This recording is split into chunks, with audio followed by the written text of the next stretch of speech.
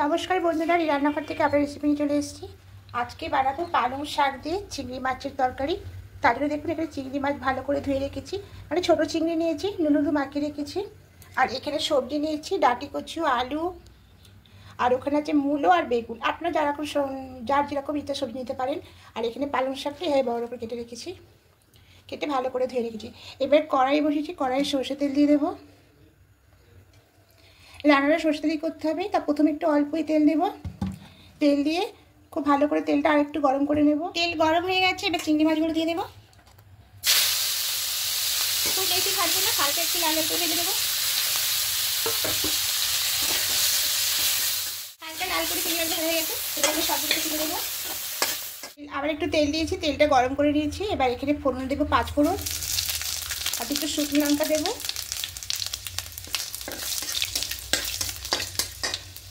এবার একটা বড় সাইজের পেঁয়াজ কেটে নিয়েছি, পেঁয়াজটা দিয়ে দেবো।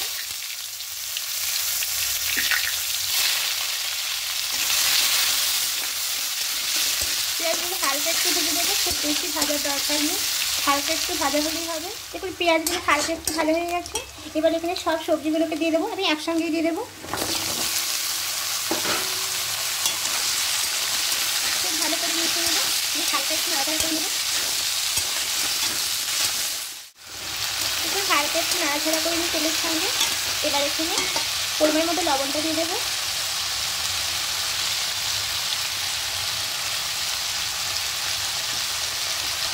আদা রসুনের পেস্টটা দিয়ে দেবো।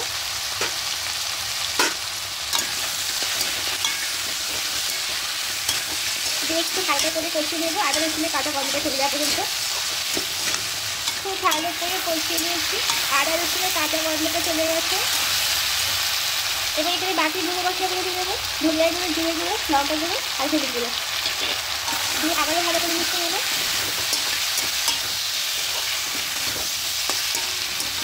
এখানে সামান্য একটু চিনি অ্যাড করলাম।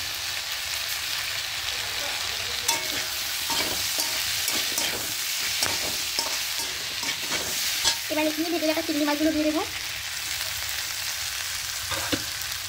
দিয়ে খুব ভালো করে সব মিশিয়ে নেবো।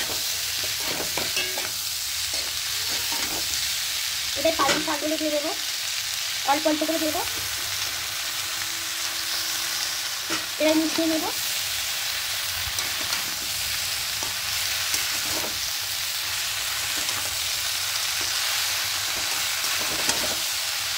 এবার বাকিটা দিয়ে দেবো, বাকি সবটা দিয়ে দেবো। দিয়ে এবার ঢাকা দিয়ে কিছুক্ষণ রেখে দেবো। এবার ঢাকাটা খুলে নেব।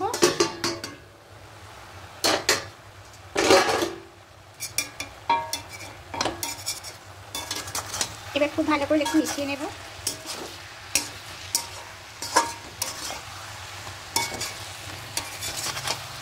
দেখুন কতটা জল বেরিয়েছে।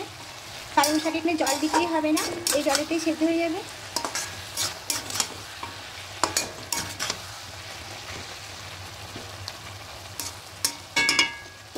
আবার ঢাকা দিয়ে কিছুক্ষণ রেখে দেবো। ঢাকাটা খুলে নেব। দেখুন শাক থেকে কতটা জল বেরিয়েছে আর কতটা ভর্তি শাক ছিল। আর শাকটা একদম দেখুন দেখুন একদম মিশে গেছে সেদ্ধ হয়ে, আর তার থেকে কতটা জল বেরিয়ে গেছে। তা এইভাবে মিনিট 10 আমি ঢাকাতে রেখেছিলাম। এবার ঢাকা দেবো না, এবার খোলা অবস্থাতে কিছুক্ষণ রেখে দেবো, এই জলটা শুকিয়ে যাওয়া পর্যন্ত। একটু ঢেকে দেবো। পালং শাকগুলো একদম কচি শাক ছিল, তার জন্য খুব তাড়াতাড়ি গলে গেছে। দেখুন কোনো চিহ্নই নেই, গলে একদম তরকারির সঙ্গে মিশে গেছে। তো এবার এই অবস্থায় আমি আরও কিছুক্ষণ রেখে দেবো। এবার একটু নাড়াচাড়া করবো। দেখুন রান্নাটা একদম হয়ে গেছে। চিংড়ি মাছ দিয়ে পালং শাকের রেসিপিটা একদম রেডি হয়ে গেছে বন্ধুরা। যারা দেখছেন অবশ্যই কমেন্ট আর লাইক করে দেবেন। আপনাদের কমেন্ট পেলে আমি রান্না করতে আরও উৎসাহিত হব আর নতুন নতুন রেসিপি আপনাদের সঙ্গে শেয়ার করব। আর যারা এখনও পর্যন্ত আমার চ্যানেলটা সাবস্ক্রাইব করেননি বন্ধুরা অবশ্যই সাবস্ক্রাইব করে দেবেন, তাহলে আমি আরও আগ্রহী হব আর আপনাদের করে আমি নতুন রেসিপি আরও নিয়ে আসবো আপনাদের সামনে। এবার গ্যাসটা অফ করে দেবো।